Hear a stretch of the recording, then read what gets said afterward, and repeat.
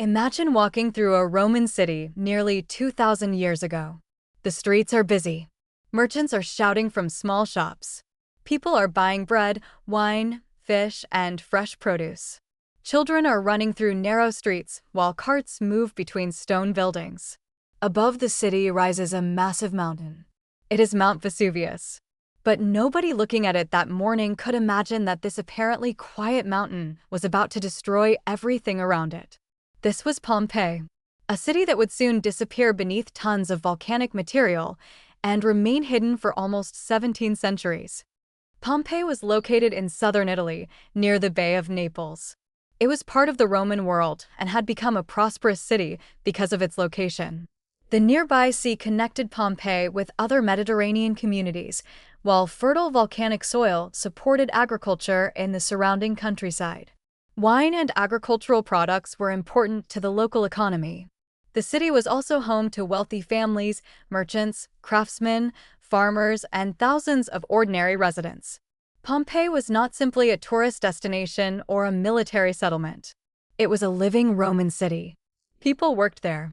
They traded there. They worshipped their gods there. They ate, argued, celebrated, raised families, and went about their daily lives. Walking through Pompeii, a visitor would have encountered a surprisingly sophisticated city. There were public baths, temples, restaurants, bakeries, theaters, fountains, and large private houses. Some homes were decorated with colorful frescoes and intricate mosaics. The streets were built from stone, and many contained raised stepping stones that allowed pedestrians to cross without walking directly through the muddy road. Public fountains provided water throughout the city. In many ways, Pompeii gives us an extraordinary glimpse into ordinary Roman life. And that is what makes its destruction so important. Pompeii did not simply preserve monuments. It preserved everyday life. And yet there was something unusual about the landscape surrounding the city. Mount Vesuvius dominated the horizon. Today, we know it as one of the most famous volcanoes in Europe. But the people of Pompeii did not understand volcanoes in the way we do today. The mountain had not erupted in living memory. To the people living beneath it, Vesuvius was simply part of the landscape. Its slopes were covered with vegetation. The surrounding region was fertile. Life appeared stable. There was little reason for ordinary residents to believe that the mountain represented an existential threat. But deep beneath the surface, enormous forces were already waiting. Then, in the year 62 AD, something happened. A powerful earthquake struck the region. Buildings in Pompeii were damaged. Temples were affected. Homes collapsed. The disaster was serious, but the city survived. Over the following years, residents began rebuilding. New walls were constructed. Buildings were repaired. Decorations were restored. Life gradually returned to normal. But the earthquake had revealed something important. Pompeii was living beside a dangerous geological system. The people simply did not know what that meant. 17 years later, the mountain would remind them. And this time, there would be no recovery. In the summer of 79 AD, Pompeii was still rebuilding. The earthquake of 62 AD was already 17 years in the past. New buildings had appeared. Old homes had been repaired. The streets were busy again. For most people, life had returned to normal. But the ground beneath them was not as quiet as it seemed. In the days before the eruption, there may have been subtle signs that something was changing underground. Small earthquakes were not unusual in the region. Animals could behave strangely. Water sources could change. But without modern geological knowledge, these signs would have been difficult to interpret. The people of Pompeii had no instruments to measure pressure beneath a volcano. They had no satellite images, no emergency warning systems, no scientific models predicting an eruption. They simply lived beneath the mountain. Then, sometime in August of 79 AD, the situation changed dramatically. The exact date of the eruption has been debated by historians and archaeologists. For centuries, August 24th was traditionally given as the date. But archaeological discoveries and new interpretations of ancient evidence have suggested that the eruption may have occurred later in the year, possibly in October or November. Whatever the exact date, the sequence of events is clear. Mount Vesuvius suddenly became active. A massive explosion tore through the volcano. A column of ash, gas, and volcanic material rose high into the sky. From the city below, people would have seen something they had never witnessed before. The mountain was erupting. The first stage of the eruption was dominated by falling pumice and ash. Pumice is volcanic rock filled with gas bubbles. When it erupts from a volcano, it can fall from the sky like stones. For the people of Pompeii, the streets began filling with volcanic debris. Roofs became dangerously heavy. Visibility decreased. The air became filled with ash. And the sound of the eruption would have been impossible to ignore. Some residents fled immediately. Others remained inside their homes, hoping that the eruption would stop. This decision would determine who survived. But the eruption was not stopping. The volcanic column continued rising into the atmosphere. Ash spread across the surrounding region. The sky became darker, and the amount of material falling onto Pompeii continued to increase. The city was being buried from above. But the greatest danger had not yet arrived. The eruption was releasing enormous amounts of volcanic material and gas. As the eruption developed, parts of the volcanic column could collapse. And when that happened, the mountain would unleash something far more destructive than falling ash. Meanwhile, across the Bay of Naples, another observer was watching the disaster unfold. His name was Pliny the Younger. He was staying in Misenum on the other side of the bay. His uncle, Pliny the Elder, was the commander of the Roman fleet. When news of the eruption reached them, Pliny the Elder organized ships to investigate the disaster and assist people along the coast. His nephew watched the enormous cloud rising above Vesuvius. Years later, Pliny the Younger described what he had seen in letters. His account became one of the most important historical sources about the eruption. Because of his description, scientists later used the term Plinian eruption to describe extremely explosive volcanic eruptions that produced towering columns of ash and gas. For the people closest to Vesuvius, however, there was no time to study the science of the eruption. They had to make a choice: stay or run. Some residents escaped toward the coast. Others attempted to move inland. Some sheltered inside buildings. As pumice accumulated, streets became increasingly difficult to navigate. Roofs began collapsing. Buildings filled with volcanic debris. The city that had been alive only hours earlier was becoming unrecognizable. And then the nature of the eruption changed. The most dangerous phase was about to begin. The eruption had entered its most dangerous stage. For hours, Pompeii had been bombarded by pumice and ash. But now, something far more destructive was approaching. As the enormous volcanic column above Vesuvius became unstable, parts of it collapsed. Superheated mixtures of gas, ash, and volcanic fragments rushed down the slopes of the volcano. These were pyroclastic flows and surges. They moved extremely fast. And unlike the falling ash, there was almost no way to escape them. The people of Pompeii had survived the first stage of the eruption. But the most destructive phase was still ahead. A pyroclastic surge is not simply a cloud of smoke. It is a moving mixture of extremely hot gas and volcanic particles. It can travel across the ground at tremendous speed, destroying everything in its path. For the residents of Pompeii, the arrival of these surges would have been sudden and terrifying. Some people had already escaped. Others had sheltered inside buildings. But once the pyroclastic material reached the city, survival became extremely unlikely. The first surge swept across Pompeii. Then another followed. And another. The city was being buried beneath layer after layer of volcanic material. Then came one of the most remarkable consequences of the disaster. Pompeii was not simply destroyed. It was sealed. Layer after layer of ash and volcanic material covered houses, streets, shops, temples, and public buildings. The city disappeared beneath the ground. In the years that followed, nature slowly reclaimed the landscape. Grass grew over the buried streets. Trees covered the remains. The location of Pompeii gradually faded from memory. The Roman city had effectively been frozen in time. And this strange burial would eventually become the reason we know so much about it today. The destruction of Pompeii was not the only tragedy that day.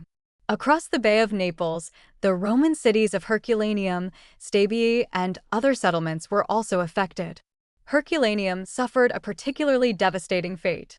Unlike Pompeii, which was buried mainly beneath falling pumice and ash before being overwhelmed by pyroclastic material, Herculaneum was engulfed by extremely hot volcanic flows and surges.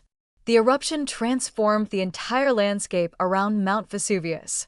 Thousands of people across the region were affected. An ordinary part of the Roman world had suddenly become a disaster zone. But something remarkable had happened inside Pompeii. The volcanic material that destroyed the city also protected it. Objects that would normally have disappeared over centuries were buried and preserved.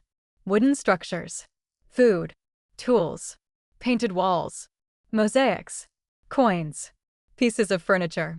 Even graffiti written by ordinary Romans survived beneath the volcanic layers. The city became a time capsule.